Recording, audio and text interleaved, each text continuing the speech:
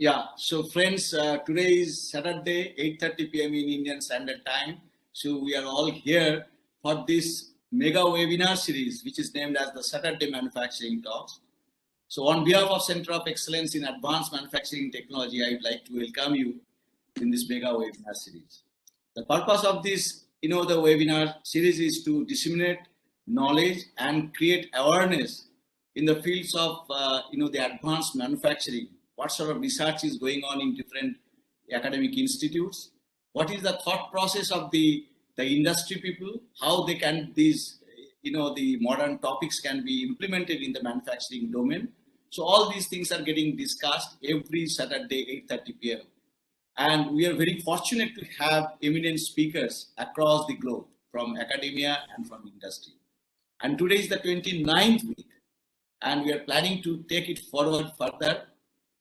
So, when you talk about this advanced manufacturing, you all know that today in the shop floor, we get to see a lot of robots working to make the production process faster, to make it more repetitive and better. But while having the robots, we are making the system more automated. But the question comes up that how can these robots or the automated system tackle the unforeseen situations? What is the necessity of the having human collaboration with the robots activity? So today's topic is one such great concept. Is a very innovative concept, new concept, that how the thought process of the human operator can be tapped by the robot or understood by the robot, so that robot can make the process or operate the process in unforeseen situations.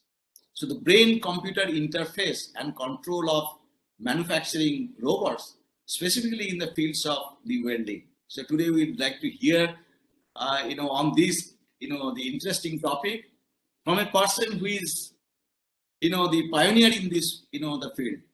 Let me formally introduce Professor Kesavadas. Professor Kesavadas is the founder director of the Healthcare Engineering Systems Center at the University of Illinois at Urbana-Champaign. He is a professor of Industrial and Enterprise Systems Engineering and holds faculty appointments in the Department of Computer Science, Department of Electrical and Computer Engineering, and with Gerlich, Illinois College of Medicine at the university. His current research focuses on medical robotics and virtual reality for medicine. Kesavadas has widely published in the areas of medical robotics, virtual reality, medical simulation, and manufacturing. He is also an inventor of products that were successfully commercialized. In 2008, Kesavadas developed the world's first standalone virtual reality robotic surgical simulator called ROSH that is used around the world to train residents and medical students. This invention led to forming simulated surgical systems to commercialize ROSH.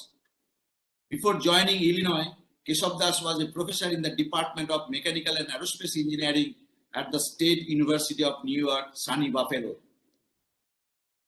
where in 1996, he founded one of the first virtual reality labs in the US. Kesavadas received his PhD from Penn State, an MS from IIT Madras, and BTech from University of Calicut. So we are all eager to hear from you, Professor Kesavadas. So the stage is yours. Thank you, Professor Surya. Now, I think I have to, let me see if I can get permission to share my slide here. Ananta, can you just give the permission? Yeah, I think it should be on the screen now. Yeah, it's in a full screen mode now, right? Yeah. Okay. Thank you for the kind introduction, and also for welcoming me to this really prestigious series that you have started. I think I looked at some of the speakers in the past, and I'm really impressed with the wide range of topics that has been going on. I'm happy to talk about what we are doing here in Illinois. As you know, there's a lot of people working in robotics. My own area has been in the human interface between robots and the operators, to be more specific. So majority of the work that I'm going to speak today is funded by National Science Foundation through a grant for human cognition assisted control of industrial robots. Just a quick word about the center I work on. It's called the Healthcare Engineering Systems Center. And a lot of research that goes on here is funded through a big endowment. We have close to 200 faculty members who work in our center in wide range of applications of medicine, from robotics to virtual reality to design and development of devices, sensors, point of care devices, and things like that. We also do a lot of work in 3D printing, segmentation, automated segmentation, so forth.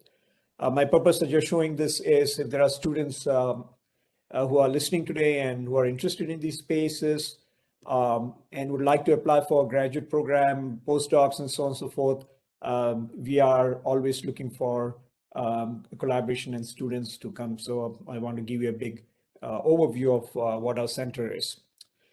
So what is my own research focused on? So like I mentioned, we like working on robotic systems and see how we can create interface that seamlessly integrate among human operators.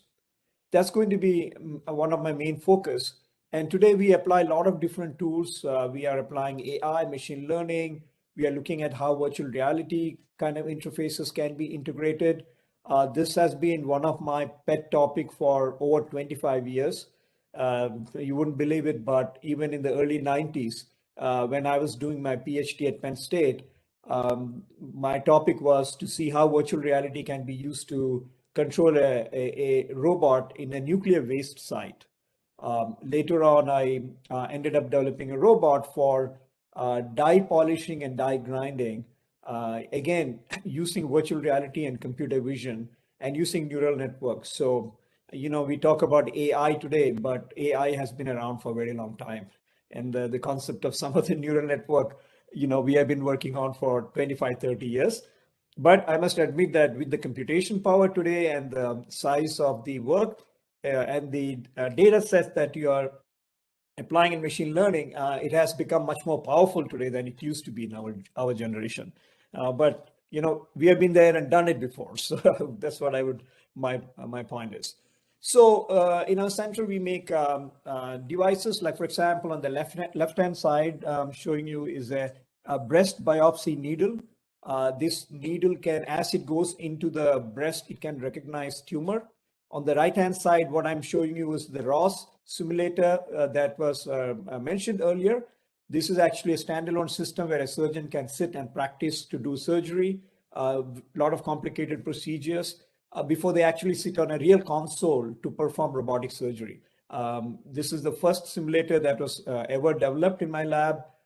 Today, we can use that to do some control of laparoscopic robots and so on and so forth. So this is a very active area. I have quite a few students working in this space. I also collaborate with several other faculty members in mechanical engineering. Here we are actually developing a very small robotic arm that can go into the human body to do surgery. They are smaller than the tools we see. And also most of the robotic surgery today allows you to put only 3 tools into the human body, but we are building system that can take up to 5 to 7 different tools. So just to show you the kind of things we do. One of our popular project, I would say, fun project we did last summer was using a Roomba vacuum cleaner robot to build an ultraviolet system for disinfection. We built this over 3 months. Several undergraduate students worked on that. It has a 3D SLAM system. It can automatically map and go and disinfect a very large area, without any intervention. Plus, the whole thing actually cost us $300 to make, literally. Commercial systems cost $25,000, really. So this was a really good project. Now it has become an open source project. It is available online. Anyone can download. A lot of high school in US has downloaded our design and software, and they're building it as a part of their STEM curriculum as a way to teach students on how to use robots. So today's talk, I'm going to actually divide that into three parts. The first is going to be an industrial robotic application that is going to be main talk point. Then I'll briefly touch upon some signal classification innovation that we have built. And finally, I'll touch upon a third topic, and that is how do you make robots safe where humans are interacting with the robots. So as we know, robots are increasingly becoming an integral part of manufacturing. And in fact, since I mentioned medicine as well, right? There are so many robotic systems are coming. And now we use the word cobots, collaborative robots, and things like that. But if you really look at the collaboration aspect that people are looking at, it's still very, very elementary, I would say very early stages. And I think the biggest innovation that has happened in the space are making robots that have a lot of sensors, which will sense if you are in this workspace, and if you do something wrong, the robot will shut down. That is actually what most people think about when you talk about collaborative robots. We don't really think of how collaboration really happens between human beings. Between human beings, you always see each other's motion, you understand what the other person is doing. Suppose you're taking a very large piece of glass, two people are lifting it. You're always, even non-verbally, you are interacting with each other, right? That's what you do. And if someone is, is worried, the other person will stop. That's why people drive, on the road and things without any automation, because human can do that. But robots and humans really don't have that kind of interaction, because robots really don't understand what human wanted to do other than the programming aspect that goes into it. So we want to explore to see, can robots actually understand what you're thinking and learn from your intention and do something that may be valuable in manufacturing. Now, there are many things you can do. We have to start somewhere. So we have 2 or 3 different applications we have explored, and you will see that today. Second thing is to make robots safe. Okay, so working with robots is one thing, but can robots sense your fear? That is the second thing we were trying to explore. If you could do that, then it opens up a door for having robots in many environments. Like, for example, you put a robot in a home with a lot of elderly people. Okay, and this robot is doing something around, and if people are worried about this machine, they will not interact with it. But what if this machine understands that this old man or a woman who's looking at the robot is actually threatened by the robot, right? The robot should stop. This is not using proximity sensor, but by understanding the emotion. So that's the kind of thing that we are trying to do. So I will start by saying that the next generation of robot should actually work by looking at human beings. Instead of training a robot to do things, it should look at you, look at your expression, understand what you want to do, right? So we are going towards that direction, and this actually have a lot of application, not just industrial application, but in healthcare applications as well, right? You can make robot that can help people who are in a wheelchair to help them. So how do you understand the intention? So I think most of us understand that the brain-computer interface, they use EEG sensors to collect data, but perhaps many do not know that there are two different ways to get data. One is to implant sensors in the brain, which actually is a very advanced field of study today. People can really control robots to feed themselves with food and so on. But the problem here is that you have to make a hole in the skull and then put a sensor inside the brain. It is very invasive, and I don't think that is really relevant for industrial robots, right? It is relevant for medical domain where someone is completely paraplegic, but not for common people. So then the other solution is to take the data from the outside the skull, putting sensors, and there are quite a few BCI system you can buy, starting from 64 sensors around the brain to very low cost system like Emotive, which only have 6 sensors. Now, obviously, the signal is very poor when you put on the top of the head, and the high noise to data ratio makes it a lot more difficult to do complicated things. So that's why we have to work on signal processing, AI, machine learning, and things like that, because of the fact that the data is not very clean. So let's start with some of my earliest work. And please tell me you can hear the volume or not. Brain or mind control robotic systems developed at the virtual reality lab at University at Buffalo. So this video, which I'm showing is a very brief video, was the first attempt of our group to get into this field. So here what we are trying to do is we are looking at a robot, and we want the robot to move and do things. And how do you make a robot to do things like that? So one way is to train your brain to imagine actions, right? And every time you imagine an action, you take the brain signals and do a machine learning on that. And this, if you train this person many, many times, then eventually that signal can be understood. The second thing that we try to do is create a grammar. We call them actemes. You will see what the grammar does is it breaks down motion to simple stuff. Like move is a grammatic sense for moving in linearly. Rotation is another terms. So if you take some of the smaller grammars and join them together into a sentence, you can make robot to do things. So that's what this video is going to show you. In this video, we are demonstrating brain or mind control robotic systems developed at the virtual reality lab at University at Buffalo. A human operator is trained to control various actions of the robot by thought process. Complex trajectories are broken down into simple mental commands using a grammar system called actemes. The task being demonstrated here is to successfully insert a peg into a hole. First, the user is shown imagining a push action. Next, the user is applying motions similar to rotation.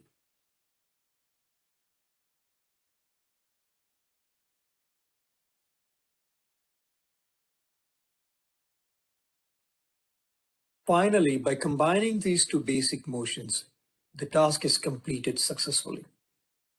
Most participants in our study were able to learn the grammar-based mental instructions in less than 1 hour. One unique aspect of our study is that we were able to implement a mind control robotic system using non-invasive EEG sensors. To follow more complex trajectory, we have implemented a point-to-point controller using stepwise mental command. To follow a trajectory, the user simply performs staircase type actions. With these small step motions, 2D trajectory is shown being completed. So I'll stop here. Now we wanted to see if we can take this one step further and do some industrial applications. So at this point of time, with a preliminary work, we got a grant from National Science Foundation to explore more complicated things. So here is the task we want to do, and the approach we took was somewhat different than the previous video which you saw. In this case, we wanted to apply something called SSVEP, which stands for Steady State Visual Evoked Potential. What that is that when you see light flickering at a certain frequency in front of you, our brain actually creates signals to match those frequencies. Typically, they are in the range of about 3.44 hertz to 75 hertz, but really it's more accurately between 3 to 7.5 hertz is where you can actually get very accurate signal from your brain.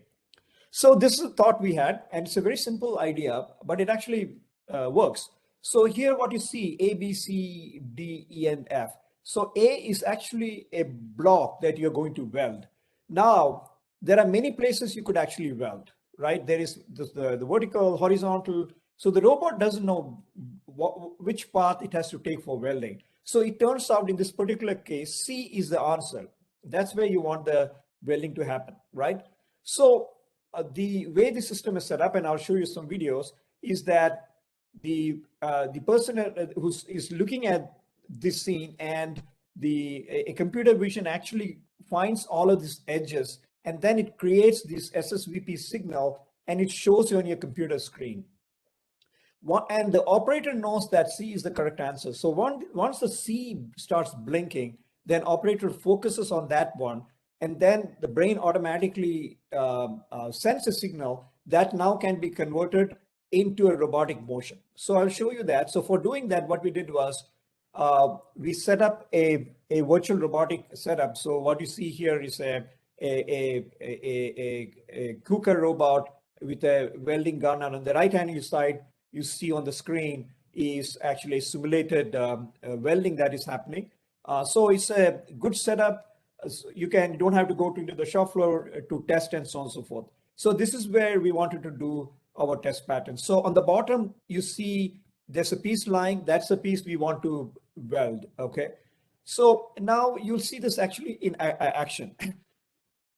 So I'll put a pause here and I'll tell you, in the middle, you see a small little camera, which is actually looking down at the part right under the robotic welding gun. Here is the operator sitting, and operator is not looking at the robot. Operator is looking at the image coming from the robot, right? So as soon as the camera takes a picture of the workpiece, it analyzes the picture, looks at all the potential edges that welding can happen, and then starts creating these signals for SSVP.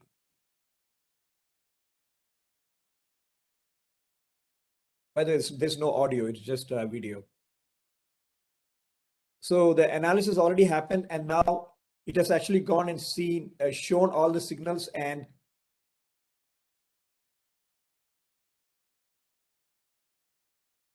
okay, so you see that the robot got the signal and it's now is welding.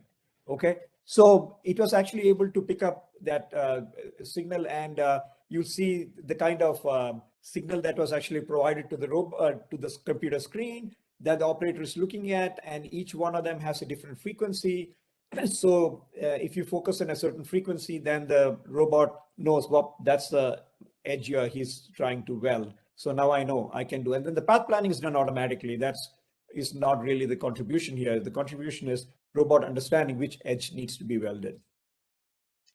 So in terms of actual signal processing itself, we used a 16 signal BCI. We basically used about 9 of those signals in the process. We used a canonical correlation analysis on that, and I'll talk a little bit more about a few more methodologies that we developed. And then these row values calculated, and the moment it is above a threshold, it actually says this is the correct welding piece that needs to be taken care of. So here is a result we received by going through 3 people who tried the system. I said, we had an IRB approval and things like that. So the subject 1 and 2 were able to get 85 to 90% of the time the weld beat correctly, and the third person was not. And there are many reasons. One is that the BCI signals are still quite bad. Sometimes it doesn't fit properly in somebody's head, and so forth. So it is still not very accurate until you have a really good stable system. We in fact expanded this to 1 level further, and we wanted to actually weld more complex geometries. So we actually built quite a few pieces which had different path. Like for example, you see in A, B. So these are different paths we generated. And at that point in time, we were trying to see if we can simply, use computer vision and create welding path for any shape and size. For example, we build a computer vision system based on 4 different approaches, including mask RCNN, edge detection, deep lab. And for this kind of application, deep lab actually works pretty well. It's a publicly available algorithm. So we implemented deep lab based system as well. So now instead of just doing welding straight lines, our computer vision system can also pick circles and curves and things like that and create welding path very quickly using the same SSVEP concept.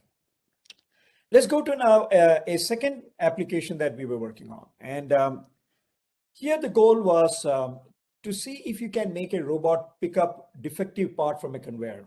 The applications of this actually are many, right? Like say, for example, in food industry, there are people standing, picking up apples and sorting those apples, right?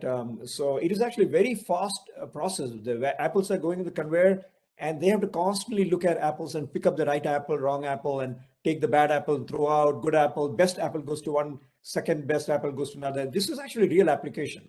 So could you create a system where instead of somebody moving and picking up object all the time, maybe you just look at them and the robot, identifies what you think is a good apple, and robot knows, okay, this operator thinks this is a good apple, and can you remove it? Now, if you take that same example to industrial application, you have parts going, and suddenly there's a part which the bolt head is missing, right? So here's an example of a defective part. Can robot actually figure out what's a defective part, right? So you can think of these things, like in Amazon packaging space. People are standing and packing things throughout the day. Can robots do it for you? The operator uses its knowledge, but robot doesn't need to be trained that much, but can do simple actions. So here's an example. So here's a part being thrown into that, and a camera is actually picking up. And you will see that every time, let me put a pause here. Every time a part passes under the camera, the camera takes a picture and puts it on the computer screen in front of the operator, okay? But here is the interesting part. Every new part, when it goes on the computer screen, has a different frequency of image being clicked, right? And like I said, the frequency can range anywhere from 3.754 hertz to 75 hertz. So you can actually create a lot of different parts going through that. And then operators actually constantly looking at the parts on the computer screen, but suddenly he or she notices a part which is defective. And the moment he notices it, the robot knows that you noticed it, and it correlates the part and image, and it finds that part on the conveyor, and he picks it up. So that's what you're seeing here. This actually works.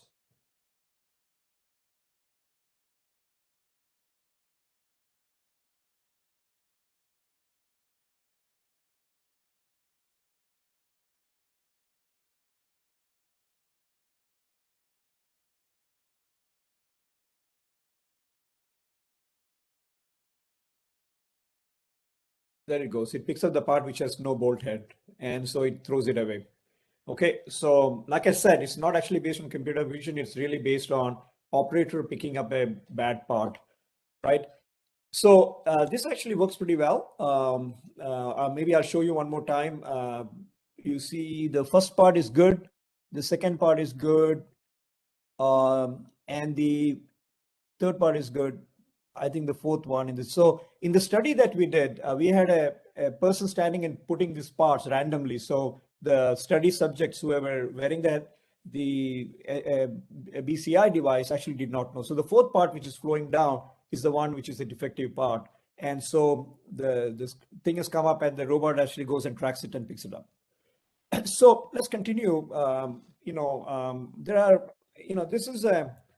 this is a lot of signal processing and machine learning approach that has gone into making this work.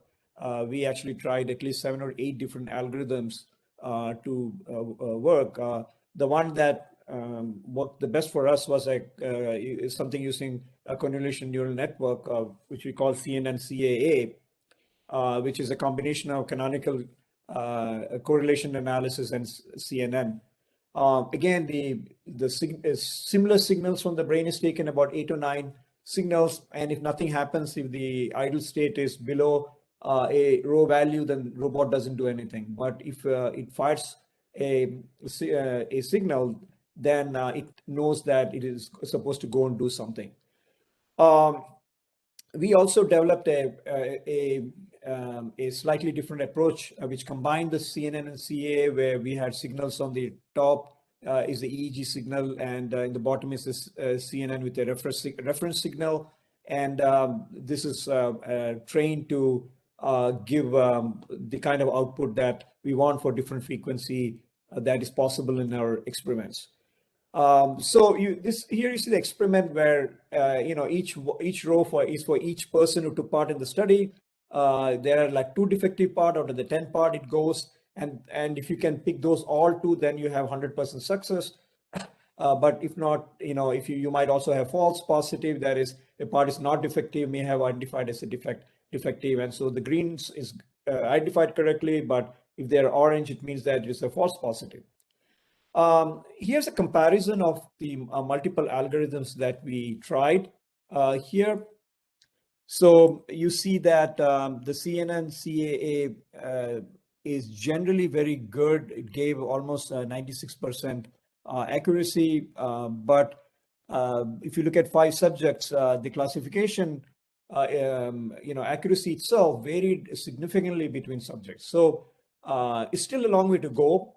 But nevertheless, simply in terms of the algorithm itself, we see that the CNNCA is actually the most effective algorithm for all 4 subjects, even though you see the subject number 4, the classification was much lower.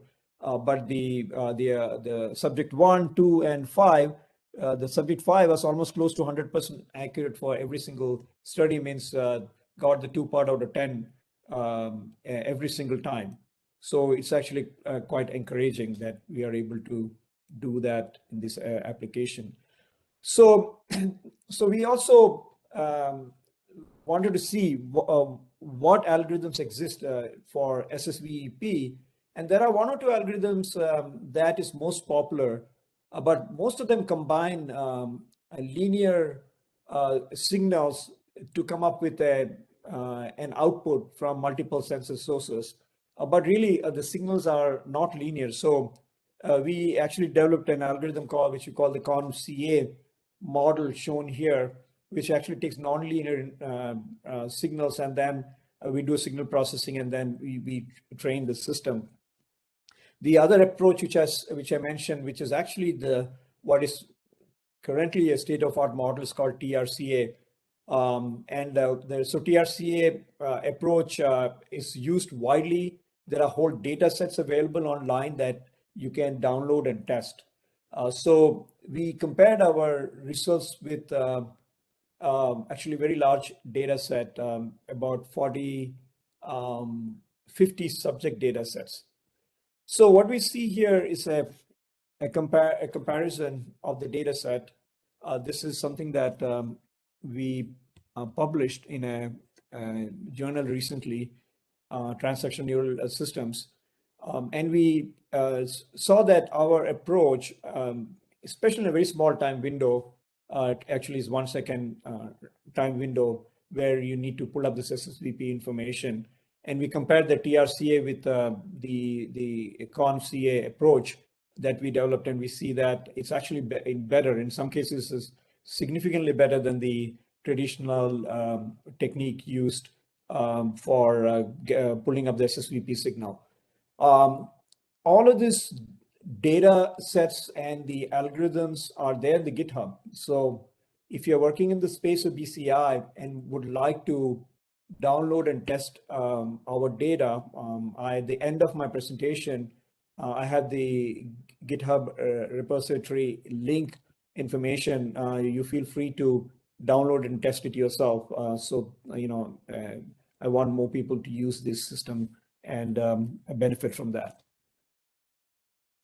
Okay, let me now move to communication of human emotions to robots. So previously we showed some robotic applications in manufacturing, but now we are talking about applications. So you see here, it's a very good application of cobot, right? You have this robot which is doing some procedure while there's a human standing right next to it. You might have also seen systems where robot picks up heavy doors and human actually holds it and moves it around. That's a really good example of how human and robots interact a lot in automobile industry, especially in automobile industry. But we also see robots in pick and place tasks where human beings are standing very close to it. So what we're trying to do here is, can a robot constantly monitor the alertness level of a human being. So say, for example, late in the day, the operator is very tired and is not able to keep up with the robot. Can robot actually understand the state of mind of the user and change its own performance so it slows down, for example? So say it's a pick and place is going on at a very high rapid pace, but when the human operator who's standing nearby and working with it, and if the human gets tired, then the robot should be able to know that and slow down its rate automatically, right? The second is the human is doing something and the robot comes too close and human feels fear or feels that it's unsafe, then robot should know, immediately shut down and move away. So these are the kind of things that can make robot much more reliable. And there are many applications, one of them that I can think of that we are exploring is in medical robotics, where you have a surgeon performing a robotic surgery. And as the surgery is going on, maybe a vessel, maybe like a carotid vessel or one of the vessel gets cut, and suddenly there's the blood splashes out. And the moment the blood splashes out, the surgeon is like worried and tense. And the robot should know that surgeon is not happy with what is happening and then retract to a safe position or take some action that may save the patient's life. So that's two different use cases that I'm currently working on that I'm hoping to get future funding to take it to the next level. So here's a simple test that we developed.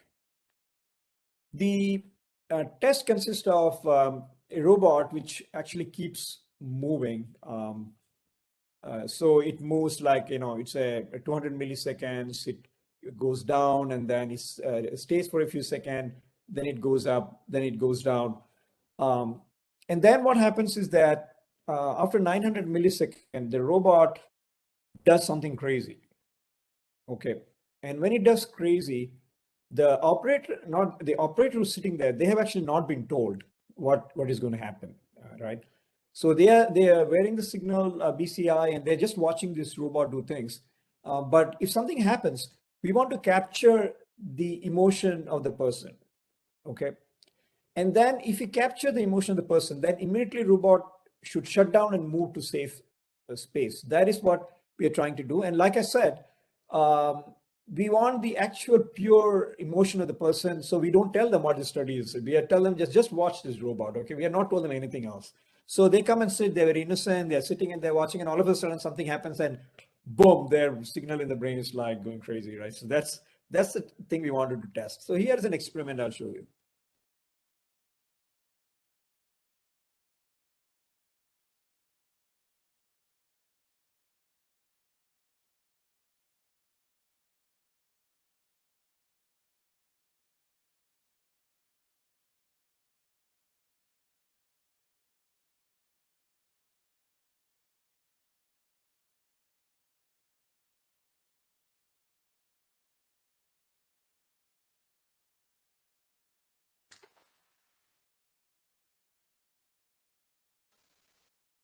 So the moment that happens, we take the signal from the brain and tell the robot to go back to its original position. So it got a signal and then instead of staying there, it went back to its safe position, right? It says that, okay, I have to get out of the way here, right?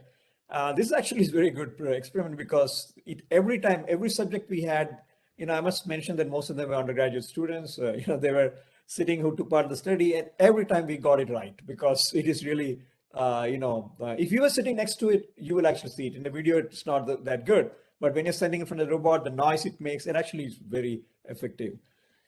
So, still from the signal extraction point perspective, it is again, you have to pick up different frequency.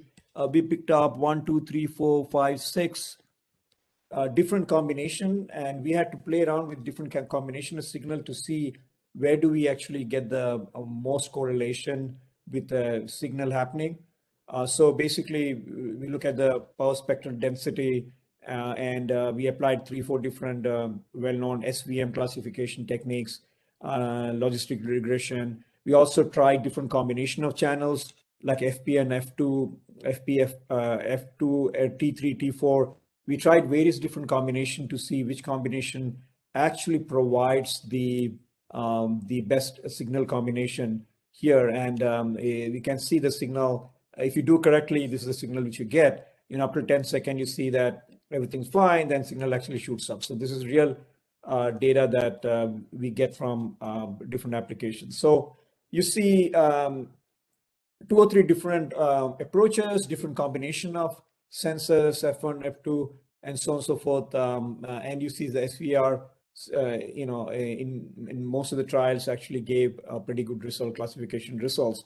And so that's the one that's being used to train the robot to take that evasive action when something really bad happens.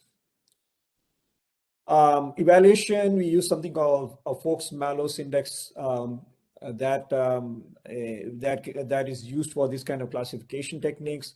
And you see that for SVR, we get very high correlation for this force sensor mode. So these tests were done earlier before the actual human subject tests were done. So that is the algorithm that was eventually used to program the robots to see whatever it is doing. So in future work,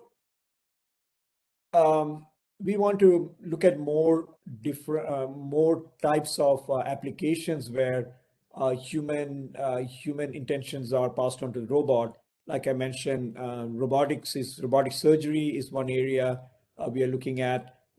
We will also want to see if we can develop healthcare robots for using for disabled people, elderly people, without actually having to drill a hole in the skull. Okay, we want to do something that very simply you can put and that will be constantly monitored by the robot, and maybe even things like, I'm thirsty, I'm feeling tired and thirsty. Can robot know and come back and say, oh, you look very tired today, can I help you? Right? It's like if you were a caregiver and you see your grandparents being sick, you'll go and ask, mommy, how are you? Mom, can I do something for you? Right? Can robots start doing that just by looking at your emotions? And that's the kind of thing which will actually make interaction with robots much more seamless and easy, right? Right now, for all the research in the world, robots are not easy to integrate into your day-to-day life at home. Can we do that? Can we also detect people who are depressed? Can we do that? Can robots do that and prevent somebody from doing something bad? Those things actually have really good value in a workspace, in an industrial workspace. Can robot monitor people and find out if somebody is not doing well, so and so. So there are a lot of exciting opportunities for this space. I feel that we have only touched the surface here. I do not know where this field will go in the years to come, but nevertheless, we are here always thinking of new ideas to work. There are a couple of papers that I would like to point out if you would like to read more about our work. There's another one about to come out in the ASME Journal for Computing and Information Science. And the correlation paper is already out there, and the GitHub site is here. I'll be happy to also share by email to anyone who wants to get the GitHub site if you are working in this area of research.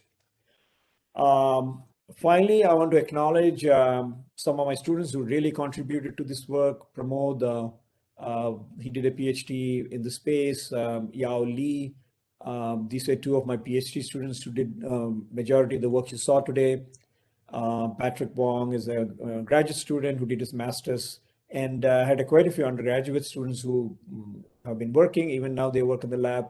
And so it's been a really big teamwork. And I'm taking the credit for work of a lot of other people in my lab. So thanks, everybody. I really appreciate giving opportunity to talk, and I'm happy to answer a few questions at this time.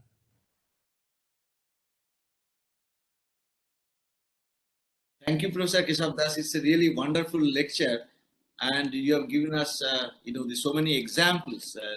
I am really glad to see that the level of accuracy that you have achieved. In some of the cases, 95%, the accuracy, which is really amazing. Just a few questions coming up in my mind before I proceed to the audience.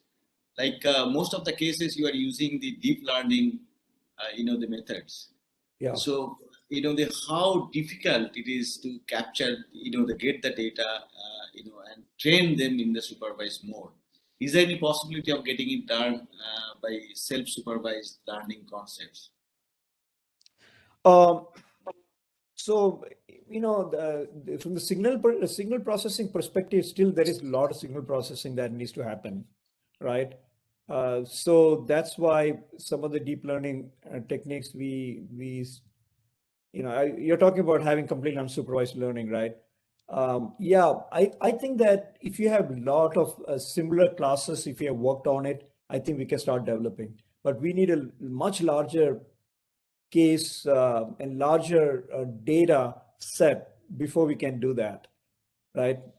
Imagine if there are thousands of workers using this, and then we constantly get data from that, then we can start training those network automatically without having any supervised learning, right? So I think it can happen, like it's already happening in automated car driving and things like that, right? I think it can happen eventually, but right now, because cases are so limited, I think we are still very early stages of, right? So that's why we've been applying some of the techniques you saw.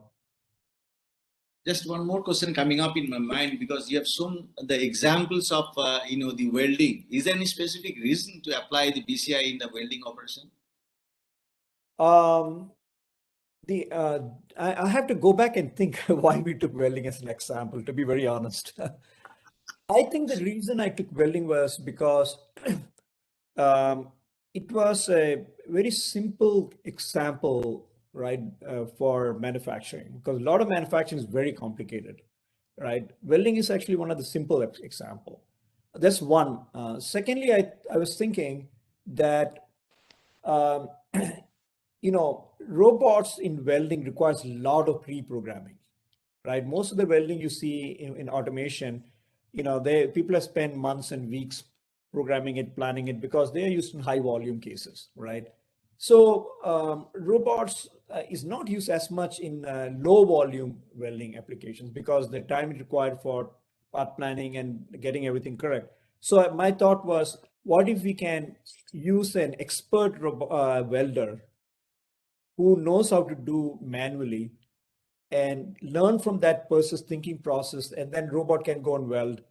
And then you could actually have very unstructured small companies using robot in welding rather than large automotive industries using welding. So that was the thought process for using welding. And what sort of the headsets did you use? Like it's a 14 channel headset or 16.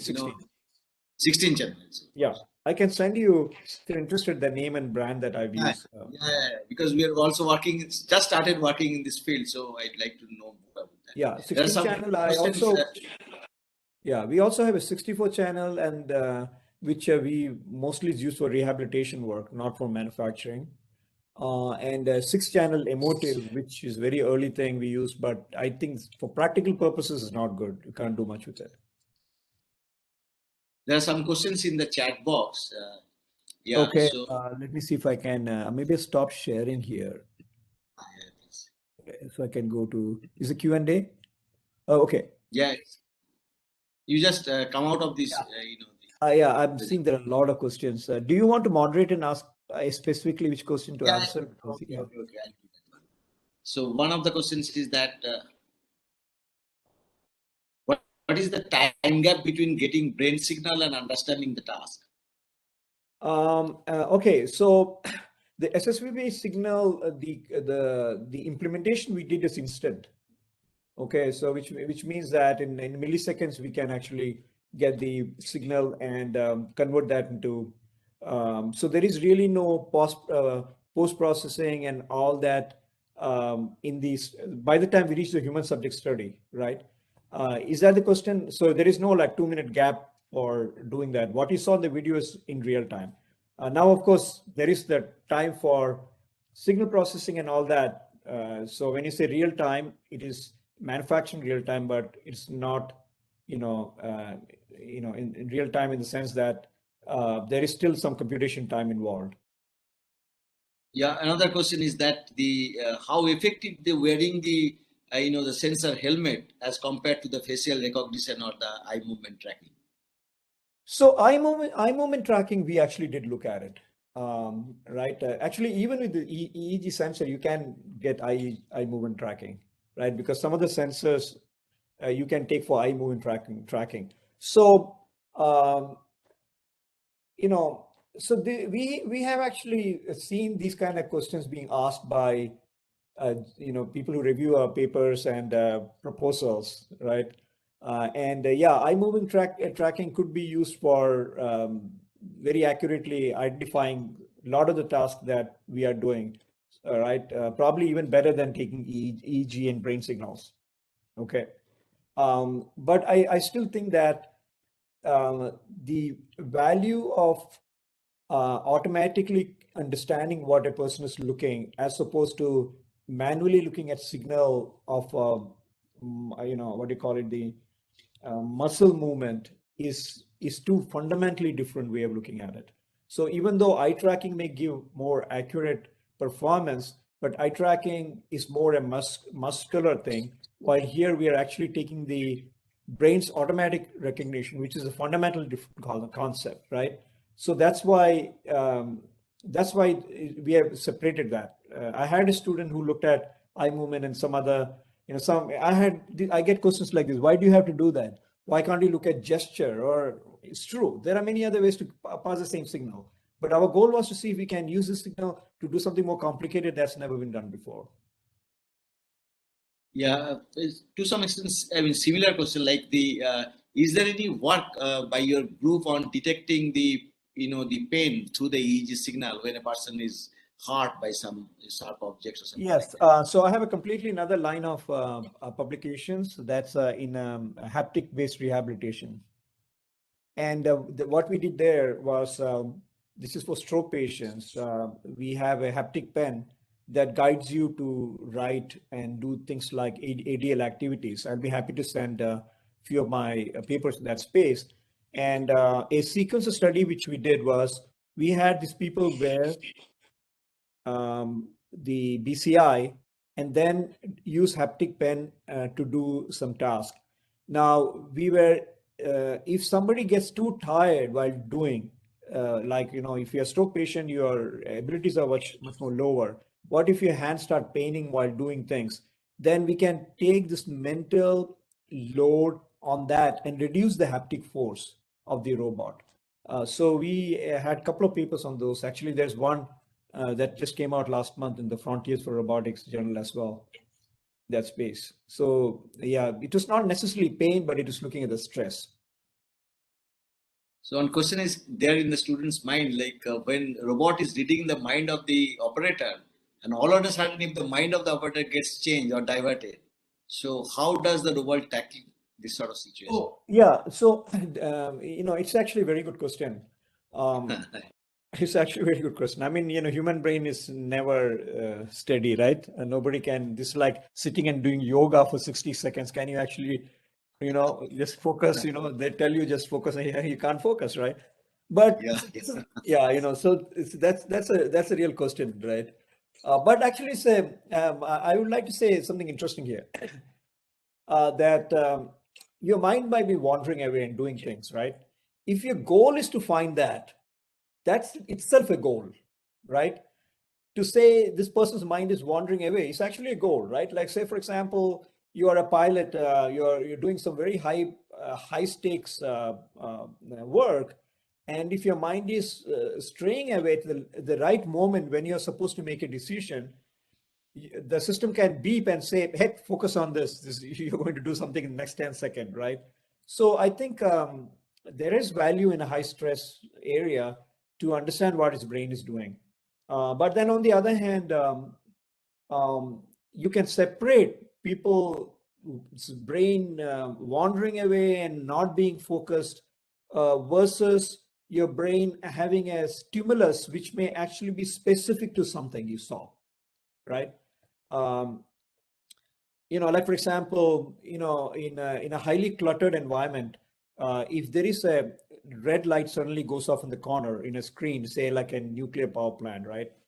One of the things that is very interesting is that your brain may have noticed that red light blinking, but cognitively you may not have noticed it. Okay. And this actually happens a lot of time, that you may actually notice something without noticing it because your brain has actually registered it, but not cognitively comprehended it, right? So taking the example of the red light, so the red light has gone off in a panel. Because you have worked in that environment for many years, your brain has actually recognized it, but you have not registered in your mind yet. But what if the brain's, the registration, the brain knows that you saw the red light, and then it takes an evasive action even before you actually cognitively took an action, right? That would be fantastic, right? Like you're driving a car, from a corner of your eye, you see a kid coming in the cycle. You have not reacted and pressed the brake yet, but the car slams the brake because your brain has already seen it. So, So it's basically when, yeah, basically when you are a bit unconscious at that time, also the brain, the EEG signal captures that information. Yes, it actually does. It actually Yeah. does. I have talked to doctors and surgeons about it a lot, and actually I have got similar experience from doctors too. They say that they see things during a surgery. Sometimes it takes them a few seconds or a few minutes before they start realizing that I saw something happening there. Oh, why didn't I do something? Let's go and do something, right? It means that their years of experience of doing surgery they have noticed it, except that they haven't realized that that's going to become bad in the next 5 seconds. Some thoughts are there in the student's mind, like wearing the cap may be difficult for day-to-day purpose or daily works purpose. So is there any possibility of replacing the EEG, the wearing the cap by any AI concept? I have actually thought about that as well. Yeah, I agree that wearing a cap or wearing sensors is probably not ideal. But don't you think that sometime in the future, people may actually, physically implant it, because this is working for you as a human interface for throughout the day, right? There are some people who have actually implanted RFID chip on their head. It's crazy people. I'm not saying that it's going to become like the thing for many people, but yeah, a combination between this eye tracking and sensor, where instead of having this cap, you may have a slightly different way that you snap on and you don't even notice it after some time, right? It becomes like a wristwatch. You are wristwatch, and now people wear this whatever I call it, and they're so used to wearing it, and it captures all kind of things. So similarly, you could have something like that, that people will accept as a known form. I think all you have to do is Apple make it, and everyone will use it. Yeah, what is your viewpoint? Like, if a process parameter is to be changed real time, then how effective the EEG signal is? Like, very minute change of process parameter, maybe the current like from 100 amps to 110 amps. So the difference of 10 amps in the thought process. So is it possible to capture that difference of thought, by the EEG signal? I think that if you're thinking of human brain as a radio button, right, it's probably not going to work, because I don't think our human brains work like that, right? But on the other hand, if a human brain is given an option, should I do this or that? And if you give some option, human beings are very good at doing that, right? So you could always build things like, okay, do you want higher than this current or lower than this current? Human brain can easily pick it up. Is this correct? Yes, you can pick it up, right? That's how we do a lot of things, right? Like, for example, I play music. I like mixing music at my home. I have a system, and how do you know what's the perfect sound, right? It's really, you can have like hundreds of knobs training, but in the end of the day, you take a decision. Wow, this sounds perfect. How did you know that, right? So that I think human brains are very good at doing that, but it may not be very good at micro tuning by EEG. I don't see that as a solution. So what is your opinion? Like how much is the computational load for real-time application of these algorithms and all? Um, so, based on how many channels you're using, we have been using 64 channel sensors for some rehabilitation work more recently. That computation takes actually a lot of time. So we are collecting data on people walking on treadmill and people who have gait issues. We can do that in real time, and there's no real time application right now other than shutting down the treadmill if you feel some issue. But those are very high computations, not a real-time application. But the processes are getting very good. Yeah, and if you have your algorithm tuned in, you could make a chip around that, right? You can make a whole CPU that does nothing but computing, right? Like this NVIDIA type of system. So I'm sure that if there are really good applications, that's very large machine learning application has been applied, you can build system that can take very high computations, and make it quick. Yeah, some of the questions are based on your the publication and all. So I'll share them the details of your publication so that they can download the paper and get to see this thing. Yeah, and they can always send me an email offline if Yeah. you have any questions. And like I said, the GitHub has everything as well. All the codes and everything is there. So almost, I think I've covered almost all the questions. Just one is that I want to know how can we train the surgical robot to counteract during surgical activity, because we can't just pause the process during other applications apart from the healthcare. So the difficulty in the healthcare activity. Yeah. So applying this for surgery is a very difficult thing. The closest that we have come is actually one of my collaborators. I collected some data from about 16 surgeons while doing actual surgery. It was not a game, it was real surgery. And was trying to analyze mental load and things like that. He actually had a very good, I think, Nature, some paper on that. It's a 2-page paper. I can point out to that paper if someone is interested. So what he basically correlated the human brain activity to the number of cases they have done. Right, like a surgeon who has done 1,000 cases on a robot versus done 100. He showed that by looking at this mental activity, you can actually identify who has done how many cases. Really means if you've done less cases, your brain activity level is higher because you're still learning how to do it. So if you think on those lines, if you can convert some of these brain activity to robots, maybe for a novice surgeon, robots could do more activity, more support, and be more careful than an expert, because the expert level of doing things are different. You know what I'm saying? So that could be interesting, and that it may have also applications in driving a car and things like that as well. When you're just learning how to drive a car, then the steering behaves in a certain fashion. But once you are a very good driver, then it behaves in a different way. Professor Kesavadas, we have crossed our the time, and just last the question, the capturing the thought versus capturing the emotion. How do you think that the EEG, how effective the EEG is to capture the emotion as compared to the capturing the thoughts? I think emotion can be captured. Right now you probably know that fMRI is the best way to capture emotion, right? So it is actually brains, you're imaging the brain directly. From signals, you can actually classify some emotions.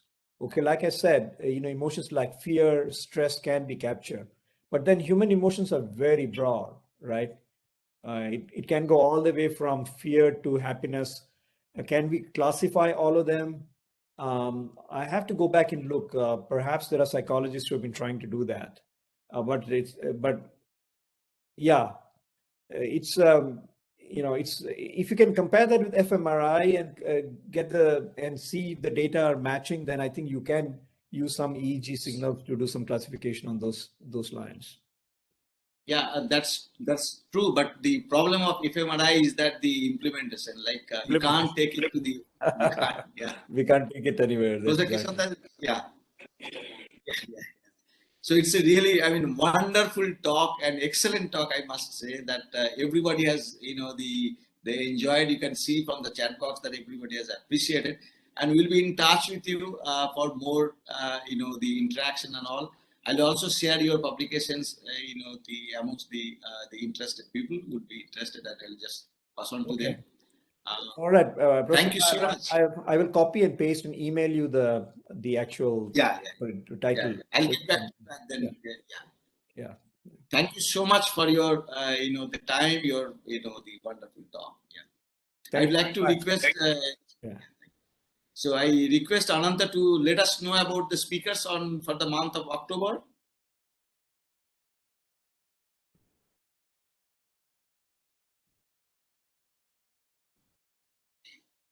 Yeah, so the 2nd October, we are going to listen to Professor Vaibhav Srivastava from University of Michigan State University.